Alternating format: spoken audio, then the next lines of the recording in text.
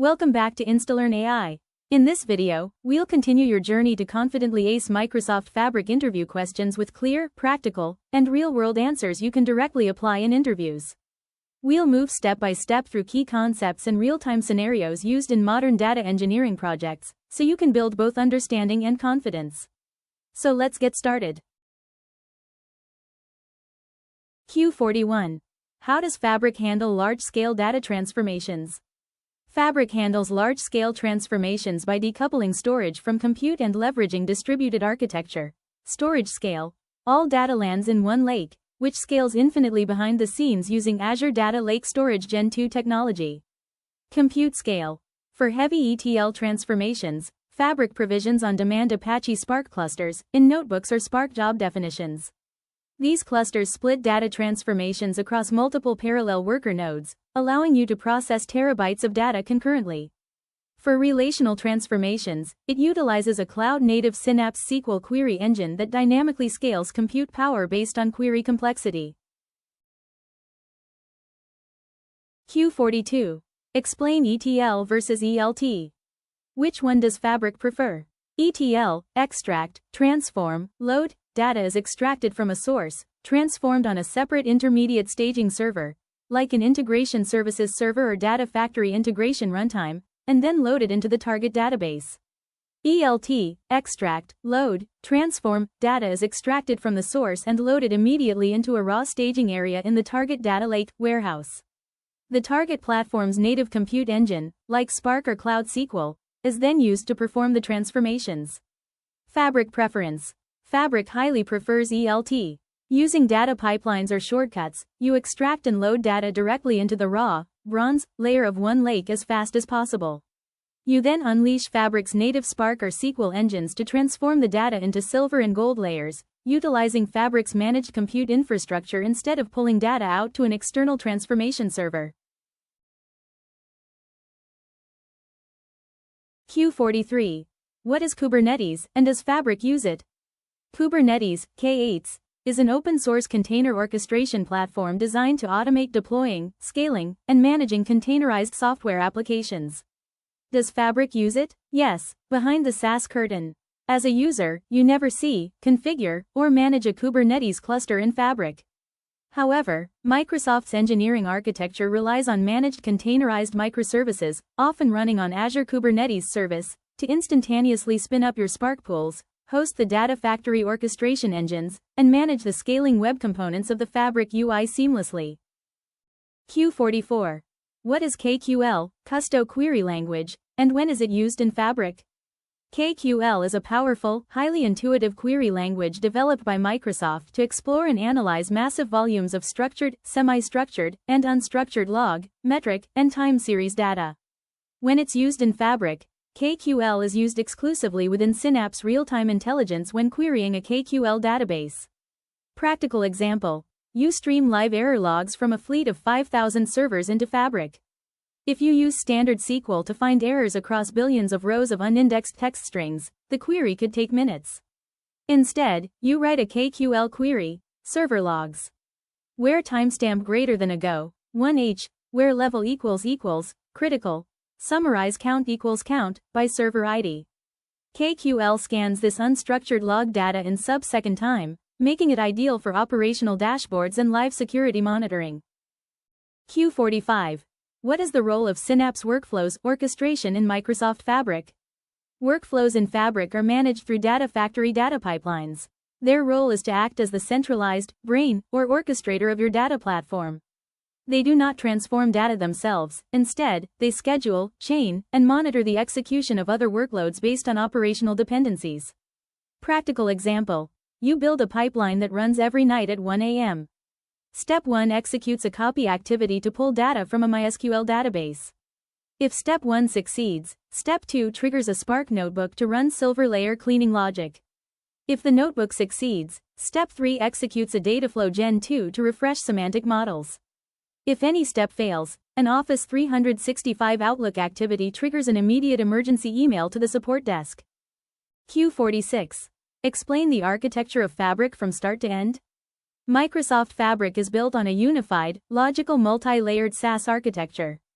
The foundation layer, OneLake, the single, unified, logical data lake for the entire organization. Every workspace, artifact, and department stores its physical data files here, formatted as open standard Delta Parquet files. The compute layer, multi-engine core, instead of forcing a single database engine to do everything, Fabric separates compute from storage. It provisions specialized SAS engines over OneLake, Spark engine for heavy data engineering, data science, Polaris SQL engine for enterprise data warehousing, VertiPack engine for in-memory Power BI reporting, Custo engine for real-time analysis. The experience, persona layer, SAS portal. The web UI where users log in and choose their tailored persona workspace, data factory, data engineering, data science, warehouse, Power BI, all interacting with the exact same data copies in OneLake. Q47. Can Fabric handle unstructured data? Yes, because OneLake is built on top of Azure Data Lake Storage Gen 2, it can store any file type in its native format. How it handles it? Inside of Fabric Lakehouse, you have two distinct areas. Tables folder, strictly reserved for structured and semi-structured data managed as Delta Parquet tables. Files folder, can store completely unstructured data like PDFs, images, raw text logs, audio files, or video files. Practical example. An insurance company stores thousands of raw accident scene photos, unstructured data, inside the files folder of their Fabric Lakehouse. A data scientist then writes a Python notebook using a computer vision library to process those images directly out of the files path, extracting damage metrics and saving the structured output scores into the tables folder for a Power BI report. Q48. What is the correct sequence of artifact creation when starting a new analytics project from scratch in Microsoft Fabric? Walk me through the step-by-step process of setting up a workspace, provisioning a lakehouse, and establishing the foundational data layer.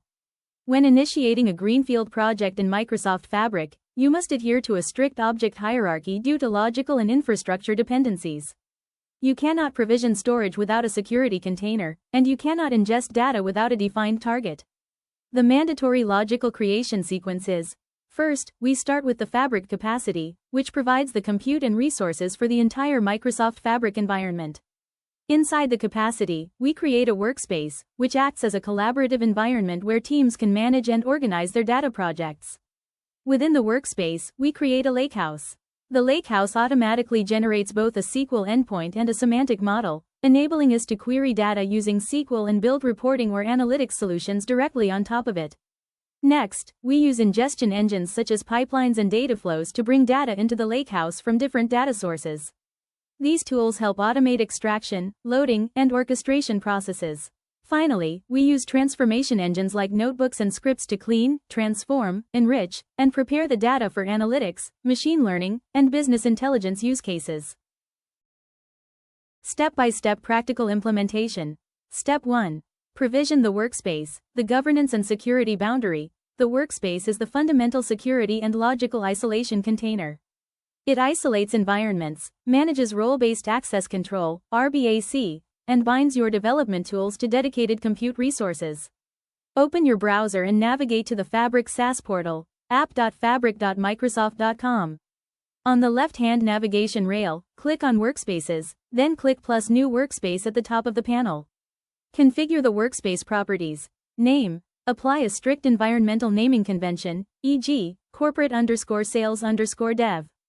Description. Define the data domain and engineering team ownership. Expand the advanced settings. License info.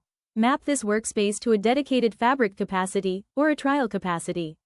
Crucial. If you select a Pro per user license here instead of a capacity SKU, you will only be able to build Power BI reports, losing access to Spark, warehouses, and lakehouses.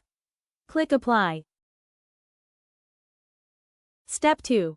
Provision the lakehouse, the multi-engine storage layer. With your governance boundary established, you create the central OneLake storage hub.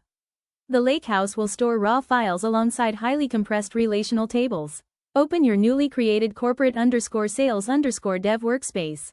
Click the plus New button in the top menu bar, or toggle the persona switcher in the bottom left corner to Synapse Data Engineering. Select Lakehouse from the list of available items. Name your lakehouse. use a clear storage prefix, e.g., lh_sales_raw_dev. Click Create. Fabric instantly spins up the underlying OneLake folder structures. Your workspace canvas will refresh to display an empty Lakehouse structure split into two distinct physical directories. Files. A standard blob storage landing zone for raw, multi-format files, CSVs, JSON logs, images. Tables. A managed analytical directory reserved exclusively for high-performance, ACID-compliant Delta Parquet tables. Step 3. Leverage the automatically generated secondary artifacts. The moment the Lakehouse creation completes, Fabric's SaaS plane automatically provisions two companion items directly inside your workspace list without any manual intervention. The SQL Analytics Endpoint, a read-only relational gateway.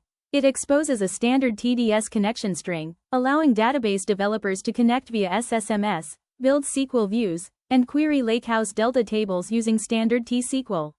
The default semantic model. A direct access semantic layer using Power BI's direct lake mode. It automatically indexes any new tables dropped into the Lakehouse, allowing dashboards to query massive datasets at in-memory speeds without running an explicit Power BI dataset refresh cycle. Step 4.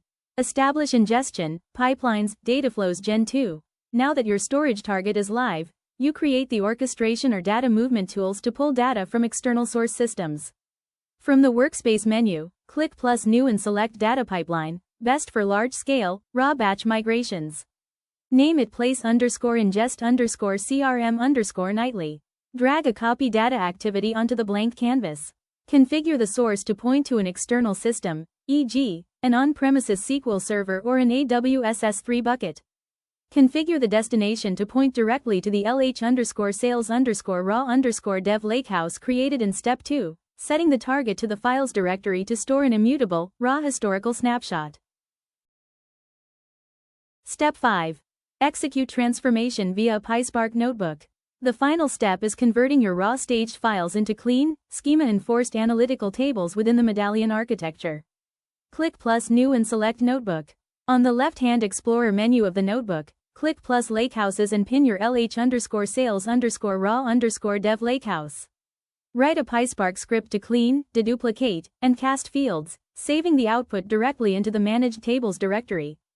#read raw operational JSON files from the landing directory raw_df equals spark. Read JSON files /crm_export_**.json. #apply data cleaning transformations cleaned_df equals raw_df. Dropna subset equals customer ID, drop duplicates. Transaction ID. #write out data directly into the tables directory as a managed Delta table cleaned_df. Write. Mode, overwrite. Format. Delta. Save as table. fact_crm_transactions. Click Run Cell. Once the Spark job finishes executing, navigate back to your Lakehouse view. The new fact_crm_transactions table will appear instantly under your tables folder, fully indexed, fully compliant, and instantly ready for cross-team analysis and Power BI reporting.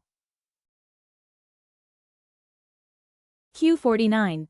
Can Microsoft Fabric integrate with third-party, non-Microsoft tools? Yes. A core pillar of Microsoft Fabric's architecture is open interoperability. Because Fabric standardizes its storage layer on open-source Delta Parquet format and utilizes public APIs, you are not locked into the Microsoft ecosystem. Third-party tools can connect to Fabric at both the storage layer, OneLake, and the compute layer, SQL, Spark. Storage integration. OneLake ADLS General 2 API. OneLake exposes an Azure Data Lake Storage, ADLS, Gen 2 compatible API. Any third-party tool that can read from ADLS General 2, such as Azure Databricks, Snowflake, or AWS EMR, can read and write data directly to OneLake using shortcuts or native service principals.